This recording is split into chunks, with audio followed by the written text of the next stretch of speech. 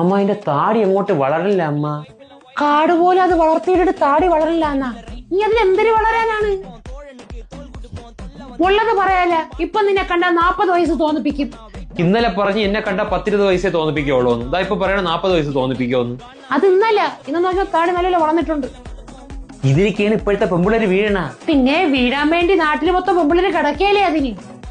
തള്ള സമ്മതിക്കൂല. ആ മീശെങ്കിലും വെട്ടി കുറച്ചാണ്. മീശന്റെ ഫിൽറ്ററാണ്.